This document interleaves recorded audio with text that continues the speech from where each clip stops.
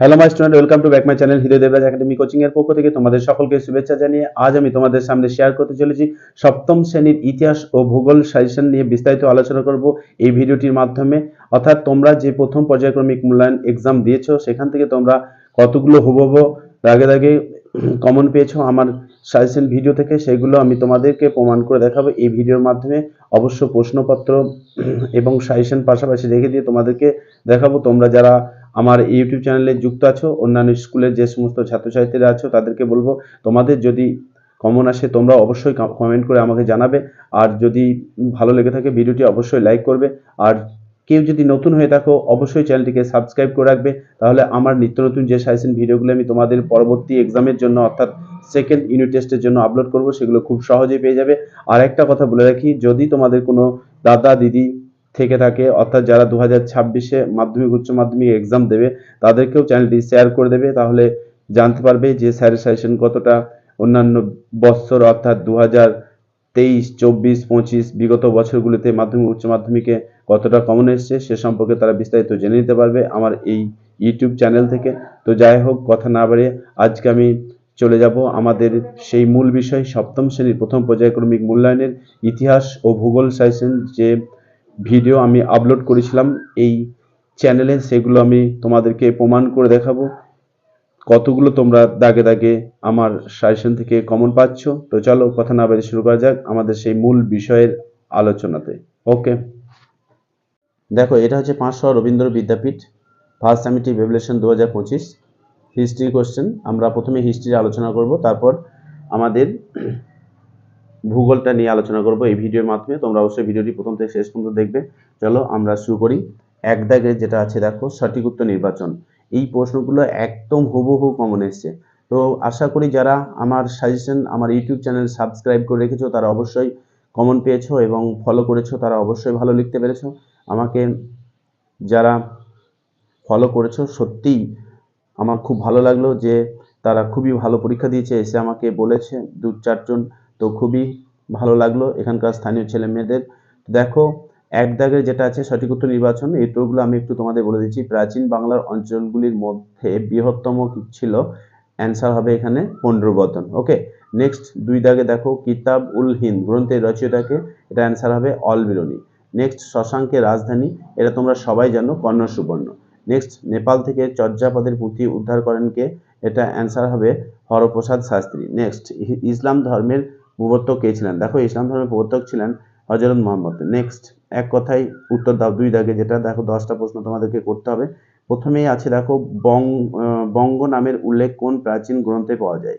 তো দেখো আমার সাজেশন আমি ধরে তোমাদেরকে দেখিয়ে দিচ্ছি। দেখো প্রথম প্রশ্নটা আমার সাজেশন পেজ 2 থেকে কমন পেয়েছো। এই প্রশ্নটা দেখো কত দাগে আছে আমি সেটাও লিখে দিয়েছি, তোমরা অবশ্যই মিলিয়ে নেবে বাড়িতে। দেখো 7 দাগে আছে। তাও কত নাম্বার পেজে আছে আমার সাজেশন পেজ যেটা আছে 2, সেখানে দেখো 7 দাগে তোমরা কমন পেয়ে যাচ্ছ। তো সাজেশন পেজ 2 এটা হচ্ছে আমার সাজেশন। দেখো এই সাজেশন পেজ 1 তোমরা দেখতে পাচ্ছ, সাজেশন পেজ 1। এবার দেখো পেজ 2, পেজ 2 তে 7 দাগে আছে। পেজ 2 তে দেখো 7 দাগের যে প্রশ্নটা আমি তোমাদেরকে দেখিয়ে দিচ্ছি প্রমাণ করে। দেখো বঙ্গ নামটির প্রথম কোথায় উল্লেখ পাওয়া যায়, দেখো এই প্রশ্নটা বঙ্গ নামের কোন প্রাচীন গ্রন্থে পাওয়া যায়। তো এই প্রশ্নটা দেখো হুবহু কমন এসছে।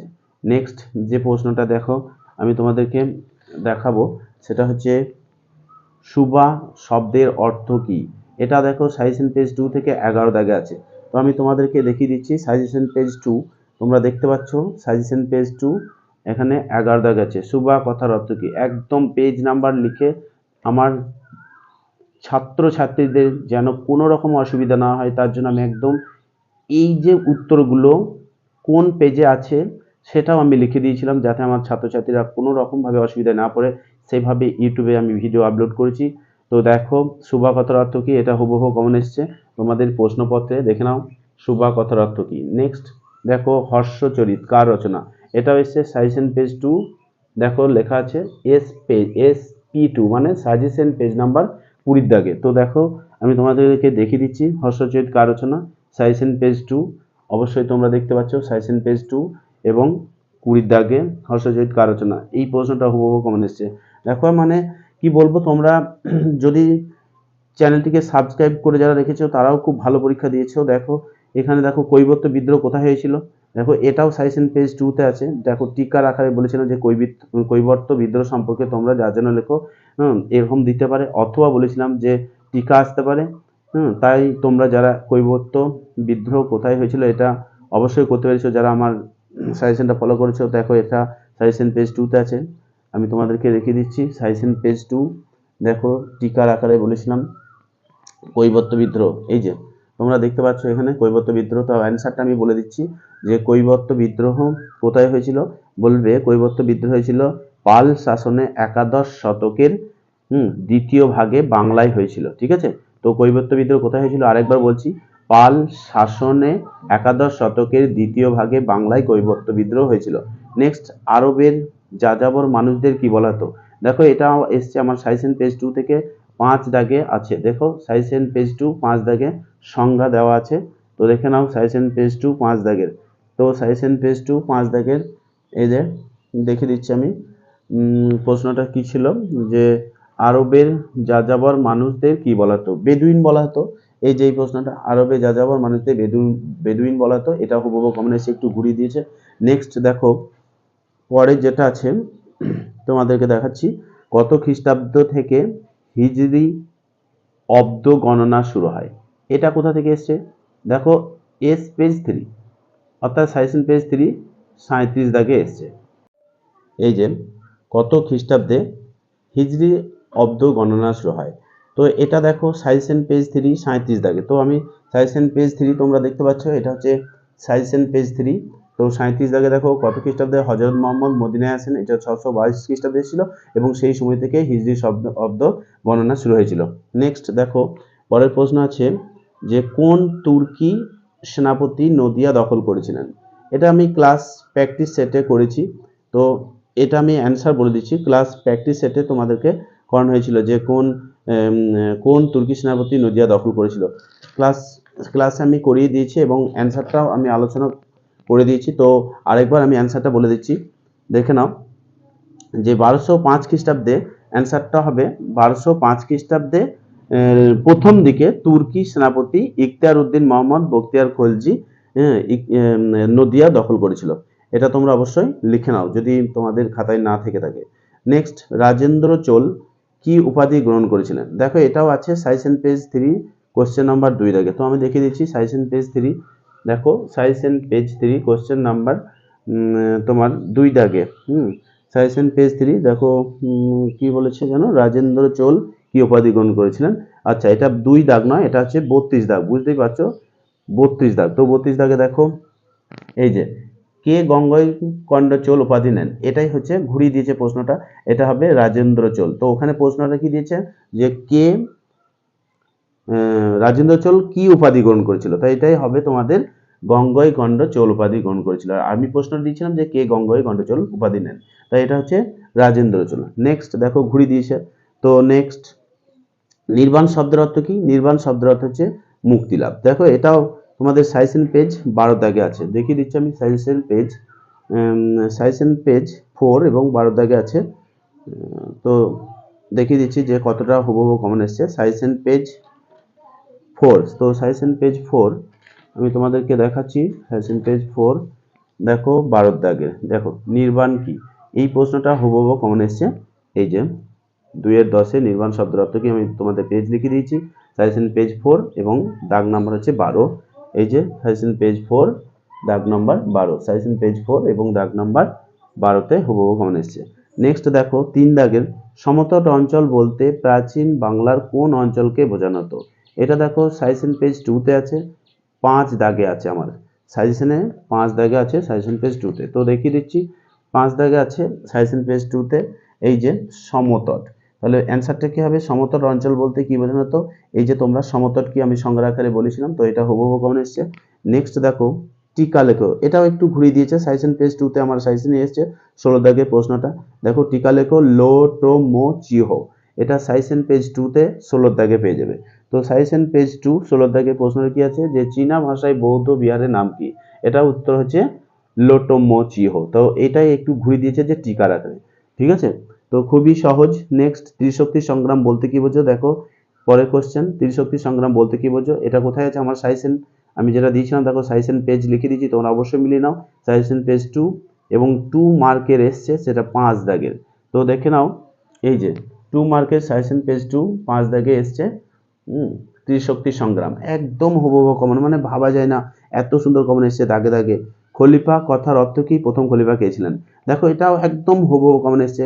আমার এই সাজেশন দেওয়া, দেখো প্রথম খলিফা কে ছিলেন, সাজেশন পেজ 3 এবং 41 দাগে প্রশ্নটা, সাজেশন পেজ 3 41 দাগে প্রশ্নটা দেখে নাও, প্রথম খলিফা কে ছিলেন এবং খলিফা কথার অর্থ কি? একদম কি বলবো, মানে ভাবাই যায় না এত সুন্দর কমন।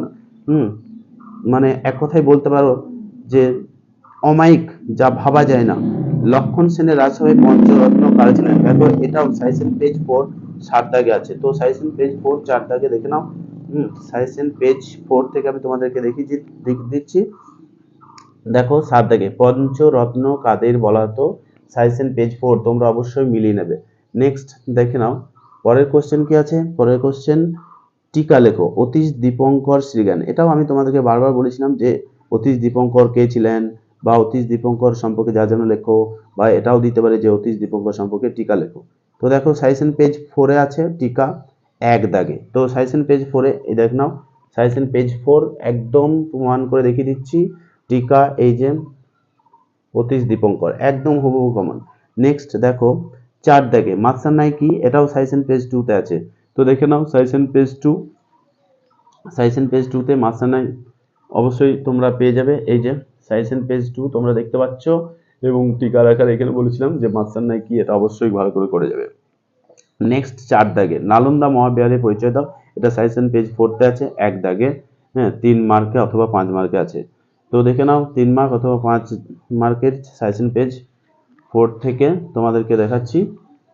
দেখে নাও, নালন্দা বিশ্ববিদ্যালয় অথবা মহাবিদ্যালয় সম্পর্কে যা যা লেখো, এটা আমি বলেছিলাম 3 অথবা 5 মার্কের আসবে। তো দেখে নাও একদম হুবহু কমন, 5 মার্কেই কমন এসছে। ওয়াও, ভাবা যায় না এত সুন্দর কমন। নেক্সট আমরা এবার দেখাবো আমাদের ভূগোল। সপ্তম শ্রেণীর ভূগোল সাজেশন তোমরা হুবহু কত কমন পেয়েছো সে সম্পর্কে আমি তোমাদেরকে প্রমাণ করে দেখাবো। এটা হচ্ছে আমার সপ্তম শ্রেণীর ভূগোল সাজেশন, প্রথম পর্যায়ক্রমিক মূল্যায়ন। তো দেখে নাও সপ্তম শ্রেণীর ভূগোল প্রশ্ন তোমরা কতগুলো দাগে দাগে কমন পেয়েছো আমি প্রমাণ করে দেখাবো। তো দেখো এখানে যে অ্যান্সারগুলো তোমরা আশা করি সকলেই পেরেছো। পৃথিবীর অক্ষ কক্ষতলের সঙ্গে কত ডিগ্রি কোণে অবস্থান করে আছে? এটা 66.5 ডিগ্রি হবে। নিরক্ষরেখার মান 0 ডিগ্রি। বায়ুচাপ মাপার যন্ত্রের নাম কি? ব্যারোমিটার। ড্যাশ নদীকে স্বর্ণরেণু নদী বলা হয়? হংহ নদীকে। এশিয়া মহাদেশে একটি উষ্ণ মরুভূমির নাম কি? গোবি। জল বৃষ্টি বওয়া হয় 23শে সেপ্টেম্বর তারিখে। নেক্সট যেগুলো আছে দেখো, সত্য মিথ্যা নির্বাচন করো। 22শে ডিসেম্বর মকর সংক্রান্তি হয়, এটা ঠিক হবে। 22শে ডিসেম্বর মকর সংক্রান্তি হয়, এটা সত্য। নেক্সট বাংলাদেশকে নিশীর সূর্যের দেশ বলা হয়, এটা ভুল। যেহেতু নরওয়েকে নিশীর সূর্যের দেশ বলা হয়, এটা ভুল আছে। নেক্সট যে কল্পিত রেখায় পৃথিবী আবর্তন করে তাকে অক্ষ বলে, এটাও ঠিক, সত্য। সমুদ্রপৃষ্ঠে গড় বায়ুচাপ হলো 1013.25 মিলিবার, দেখো এটাও ঠিক। নেক্সট দ্রাঘিমা রেখা পূর্ণবৃত্ত, এটা মিথ্যা, এটা হবে দ্রাঘিমা রেখা অর্ধবৃত্ত। নেক্সট দিল্লি এশিয়া মহাদেশে একটি উল্লেখযোগ্য শহর, এটাও ঠিক হবে, অর্থাৎ এটা সত্য। নেক্সট দেখো যে প্রশ্নগুলো আমি তোমাদের দিয়েছিলাম 1 মার্কের সাজেশন, সেগুলো কতটা হুবহু কমন এসছে একটু মিলিয়ে নাও। 3 দাগে দেখো একটি এভারেস্টের গড় বায়ুচাপ কত? দেখো সাজেশন পেজ 3 তে পেয়ে যাবে আমার সাজেশন ভূগোল, তোমরা দেখে নাও সাজেশন পেজ 3। তো এটা হচ্ছে ভূগোল সাজেশন পেজ 1 দেখতে পাচ্ছ, এটা হচ্ছে পেজ 1। তো পেজ 3 তে আছে, দেখে নাও পেজ 3 তে এই যে মাউন্ট এভারেস্টের উচ্চতা, উষ্ণতা ও বায়ুচাপ কত? এটা হচ্ছে বায়ুচাপ, আমি বায়ুচাপ বলে দিয়েছিলাম যে 930 মিলিবার হবে বায়ুচাপটা। তো অ্যান্সারটা তোমরা লিখে নাও যদি না জানা থাকে। নেক্সট যে প্রশ্নটা আছে দেখো, ভারতের প্রমাণ সময় ধরা হয় কোন দ্রাঘিমাকে ভিত্তি করে? এটাও আমি ক্লাসে করেছি, একবার অ্যান্সারটা বলে দিয়েছি। ভারতের প্রমাণ সময় ধরা হয় 82 ডিগ্রি 30 মিনিট পূর্ব দ্রাঘিমারেখাকে ভিত্তি করে। নেক্সট এশিয়া মহাদেশের দীর্ঘতম নদীর নাম কি? ইয়াংসি হবে। তো সাজেশন পেজ 4 এ 15 দাগে দেখো প্রশ্নটা আছে তোমাদের হুবহু কমন এসছে, দেখিয়ে দিচ্ছি আমি। দেখো এশিয়ার দীর্ঘতম নদী কোনটি? তো এই প্রশ্নটা হুবহু কমন এসছে, এশিয়ার দীর্ঘতম নদীর নাম কি? সাজেশন পেজ 4 এবং 15 দাগে। তো আমি তোমাদেরকে প্রমাণ করে দেখালাম। নেক্সট সমচাপ রেখা কাকে বলে? সাজেশন পেজ 2, সাজেশন পেজ 2 তে আছে দেখো 9 দাগে। তো সাজেশন পেজ 2 9 দাগে আমি তোমাদেরকে দেখিয়ে দিচ্ছি। সাজেশন পেজ 2 এবং 9 দাগে দেখো সমচাপ রেখা, দেখতে পাচ্ছ সমচাপ রেখা কি, এর বৈশিষ্ট্য লেখো। এখানে দেখো হুবহু কমন এসছে। নেক্সট দেখো স্থানীয় সময় কি, সাজেশন পেজ 2 এক দাগে আছে। তো সাজেশন পেজ 2 এক দাগে আছে স্থানীয় সময় কি, আমি তোমাদেরকে প্রমাণ করে দেখাচ্ছি। সাজেশন পেজ 2 দেখে নাও, সাজেশন পেজ 2 এক দাগে কি বলেছে প্রশ্নটা। সাজেশন পেজ 2 এক দাগে প্রশ্ন বলেছে যে স্থানীয় সময় কি, তো এক দাগে আছে স্থানীয় সময়। দেখো আমি তোমাদেরকে বলেছিলাম যে সংজ্ঞা টাইপের যেগুলো করবে, সেগুলো দেখে নাও স্থানীয় সময় কি। এখানে দেখো সংজ্ঞা টাইপের আমি বলেছিলাম এগুলো করবে, দেখো স্থানীয় সময়টা হুবহু কমন এসছে। চান্দ্রমাস কি, সাজেশন পেজ 1 এক দাগে আছে, হুবহু কমন এসছে। দেখে নাও চান্দ্রমাস কি, এই যে এক দাগে আছে পেজ নাম্বার 1 এক দাগে চান্দ্রমাস কি। নেক্সট দেখো 4 দাগে জিপিএস কি, এটি কি কাজে ব্যবহার করে, তো জিপিএস কি এটা কোথায় আছে, সাজেশন পেজ 2 তে আছে। দেখে নাও সাজেশন পেজ 2 তে 4 দাগে 1 নম্বরে আছে, ঠিক আছে। তো 4 দাগে 1 নম্বর আছে সাজেশন পেজ 2 তে, দেখে নাও সাজেশন পেজ 2 তে বললাম। তো দেখিয়ে দিচ্ছি আমি তোমাদের সাজেশন পেজ 2। তো দেখো সাজেশন পেজ 2 জিপিএস কি সম্পূর্ণ নাম কি, এবং এটির ব্যবহার তোমাদেরকে আমি করতে বলেছিলাম, আশা করি তোমরা সকলেই করেছো। নেক্সট ওপেক কি, এটা দেখো সাজেশন পেজ 4 17 দাগে আছে। তো সাজেশন পেজ 4 তোমরা দেখতে পাচ্ছ, এবং কত দাগে আছে এটা, সাজেশন পেজ 4 17 দাগ। সাজেশন পেজ 4 17 দাগ না, এটা হবে তো 17 দাগ, সরি 17 দাগই হবে। দেখে নাও সাজেশন পেজ 4 17 দাগে ওপেক কি এর সম্পূর্ণ নাম কি, এটা দেখে নাও হুবহু কমন এসছে। নেক্সট এশিয়া মহাদেশকে চরম বৈশিষ্ট্যের মহাদেশ বলা হয়ে গেল। দেখো এশিয়া মহাদেশকে চরম বৈশিষ্ট্য মহাদেশ বলা হয় কেন, সাজেশন পেজ 4 5 দাগে আছে। তো সাজেশন পেজ 4 5 দাগে দেখে নাও এশিয়াকে চরম বৈশিষ্ট্যের মহাদেশ বলে কেন, এটা হুবহু কমন এসছে। নেক্সট দেখো সূর্যের উত্তরায়ণ ও দক্ষিণায়ন বলতে কি বোঝো, সাজেশন পেজ 1 12 এবং 13 দাগে প্রশ্নে আছে। তো সাজেশন পেজ 1 12 এবং 13 দাগে প্রশ্নে দেখতেই পাচ্ছ উত্তরায়ণ বলা হয় কাকে এবং দক্ষিণায়ন বলা হয় কাকে, 12 13 সাজেশন পেজ কত, সাজেশন পেজ 1।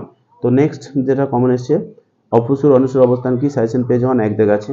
প্রশ্নটা দেখে নাও অপসূর অনুসূর অবস্থান সাজেশন পেজ 1, এই যে এক দাগে আছে এবং সাজেশন পেজ 1 অপসূর অনুসূর অবস্থান সংজ্ঞা টাইপের যেটা বলেছিলাম হুবহু কমন এসছে। নেক্সট বায়ু উচ্চচাপ ও নিম্নচাপ বলতে কি বোঝো, সাজেশন পেজ 2 8 দাগে আছে।